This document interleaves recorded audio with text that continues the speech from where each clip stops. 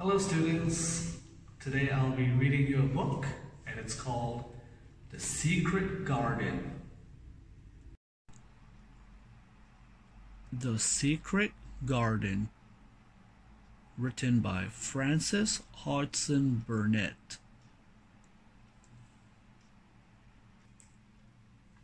Chapter 1. Alone in India. Mary Lennox woke up early. It was a hot day. Every day was hot in India, so there was nothing strange about that. It was also strangely silent. There was no sound from the kitchen and no smell of cooking. "I want to get dressed," Mary shouted, but her nurse did not come. There were dishes on the table from last night's meal. Mary felt nervous and afraid. Where were her parents? She seemed to be alone in the house. Then she noticed a little snake which moved quietly across the floor. Chapter 2. A New Life in England. Mary waited a long time before her father's friend found her. "Why has no one come?" she asked. "My dear child," he answered, "there is no one here. Everyone was terribly ill in the night. I'm so sorry, but your parents are dead." This news was impossible to believe. "What will happen to me?" she asked. "You'll go to England on a ship. Your uncle, Mr. Craven, lives there. He'll look after you," said her father's friend. A few weeks later, Mary arrived in London on a cold winter's day. She felt lost, alone, and unhappy. Mary's uncle sent Mrs. Medlock to take Mary home. On the train, Mrs. Medlock talked a lot, but Mary tried not to listen.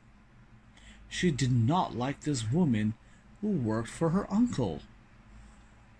"What do you know about your uncle's house?" asked Mrs. Medlock. "Nothing," answered Mary. "Then I'll tell you.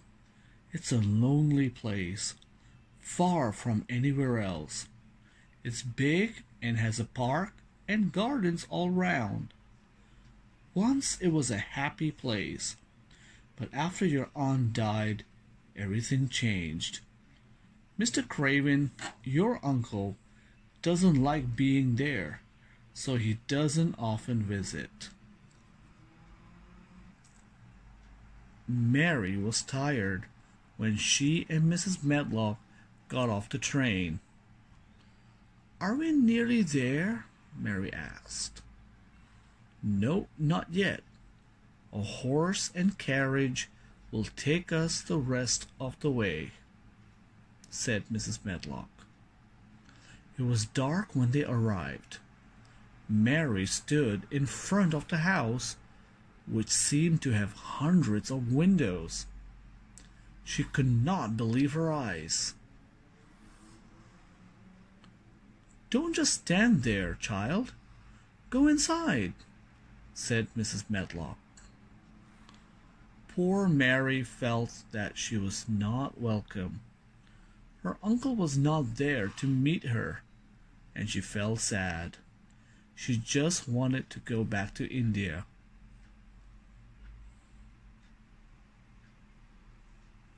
The next morning, Mary woke up in her new bedroom. A young woman was smiling at her. "Good morning," she said. "Who are you?" Mary asked. "I'm Martha. I've brought your breakfast," she replied. "I don't want breakfast," said Mary. "Where are my clothes? Hurry up and dress me." Martha was not pleased.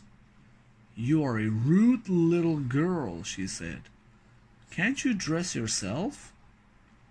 "My Indian nurse always dressed me, and she did what I asked," shouted Mary. "Things are different here," said Martha. Mary began to cry. It was true. Things were very different in England.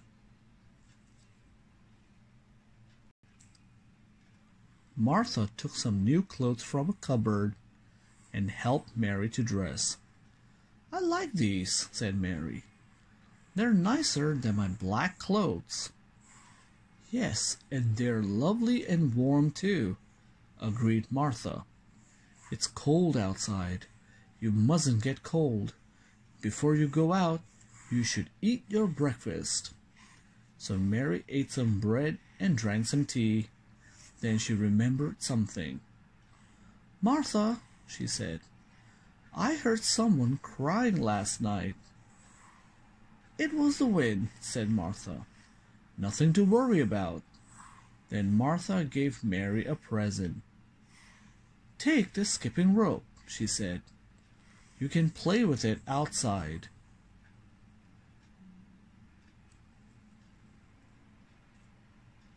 Chapter 3. Winter in the Gardens. Mary was pleased to be outside, but the air felt as cold as ice.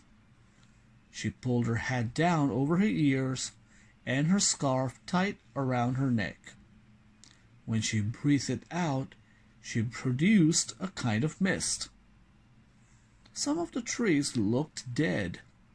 Other trees were green and beautiful. Mary saw a small animal with a red coat and thick tail. It was a squirrel. It was jumping from tree to tree. "I can jump and stay warm too," she thought. She ran along the path and played with her skipping rope.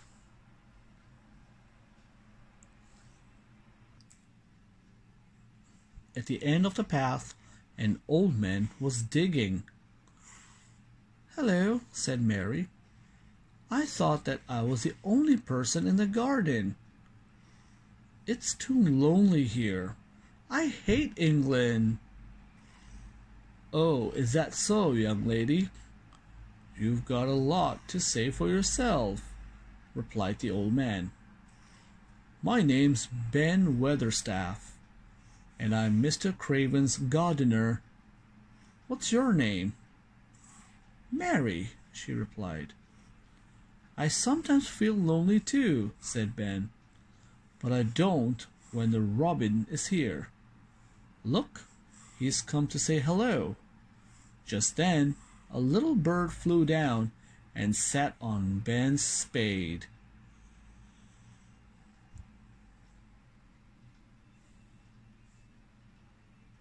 The robin flew to the ground when Mary moved closer. He was looking for something to eat. Sometimes he finds an insect, but he prefers bread, said Ben Weatherstaff. I often give him a bit of my lunch. He isn't shy, said Mary. Nope, replied Ben. That's because we are friends. We understand each other. I think that he likes you too, Mary. Do you really think so? She replied. She felt happy for the first time since her life in India. Just then, the robin flew away and disappeared over a high wall.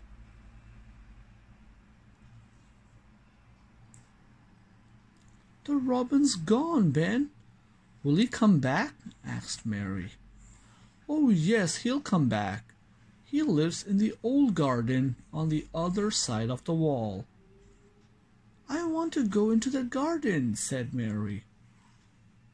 You can't, said Ben. No one goes there. 10 years ago, your uncle locked the door and hid the key. The old gardener turned and walked away. Maybe I can find a way into the garden, Mary said to herself. When she looked down, the robin was standing beside a hole in the grass. Something in the hole shone in the sunlight.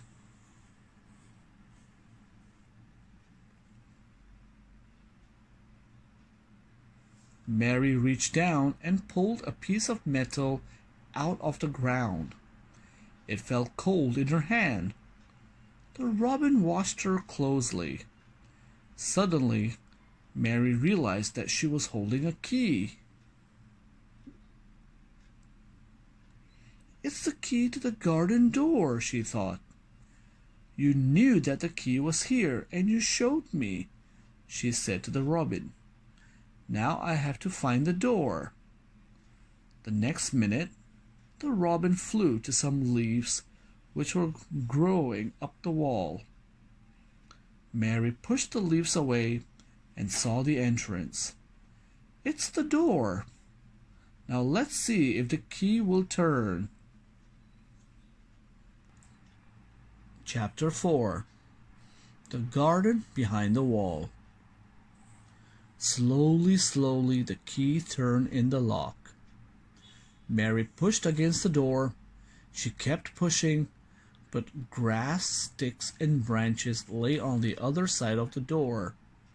Then suddenly the door opened, and Mary stepped into a wild and wonderful garden. She closed the door and looked around. Dead grass lay around the bottom of the trees, but new life was starting to grow. Mary got down on her knees to pull away the grass. Little green plants were pushing up. The robin started to sing, and Mary knew that spring was coming. "I love your song," Mary said to the robin, "and I love this place. Only you and I know about it, Robin. I'm going to make the garden beautiful again. I'll pull out dead plants and plant new ones. But I haven't any tools, and I don't know anything about gardening. Martha will help me, I'm sure, but I won't tell her our secret. I'll say that I want a garden of my own somewhere outside." It was getting late. Mary said goodbye to the robin, locked the door of the secret garden, and ran back to the house. When Mary reached her playroom, Martha was waiting for her. "Did you like the skipping rope, Mary?" "Yes, I really did, Martha," Mary replied, "but it was very cold outside." "It's good to play in the fresh air. My brother Dickon loves being outside, even in the wind and rain. And no one is healthier than Dickon, you know." "Does he know about gardening?" "Yes, he does. He knows about wildlife too," said Martha. "He can charm most animals. You should see him with nervous squirrels." "He sounds kind," said Mary. "Perhaps he'll teach me about wildlife and gardening." Mary explained that she wanted her own garden. "Do you think that my uncle might give me a little bit of ground?" she asked. "Yes, he might," said Martha. "But you'll need tools and seeds. I'm sure that Dickon will help. He's at home, so I'll write to him." Mary helped Martha with the letter. "My dear Dickon, Miss Mary would like to make a garden. Will you go to town, please, and buy flower seeds and tools for her? She has plenty of money. Please choose the prettiest flowers which are easy to grow. Give my love to Mother, Martha." Chapter 5. Dickon. A few days later, Mary was outside when she heard music. She followed the sound to a boy under a tree. He was playing his pipe, and some wild animals were listening. The boy looked up. "Hello," he said. "Are you Mary Lennox?" "Yes," Mary replied. "I'm Dickon," he said. "I got my sister's letter. I brought the tools and seeds." "Thanks, Dickon," said Mary. "Where's your garden?" Dickon asked. "It's a secret. Promise me that you won't tell anyone." "I promise," said Dickon. "Follow me," said Mary, and she led him towards the door in the wall. Mary took Dickon into the secret garden. "Do you like it?" Mary asked. "Oh, yes. This was Mrs. Craven's garden," Dickon answered sadly. "No one has been in it for 10 years," he said. "What happened?" asked Mary. "Mrs. Craven sat on a branch which broke. She fell and died," Dickon replied. "How terrible," said Mary. "I want her garden to be lovely again. Will you help, Dickon?" "Yes," he replied. "Give me the spade. I'll start digging." Suddenly the robin flew down. "Look," said Mary. "That's a robin who lives here." "The garden is a secret too,"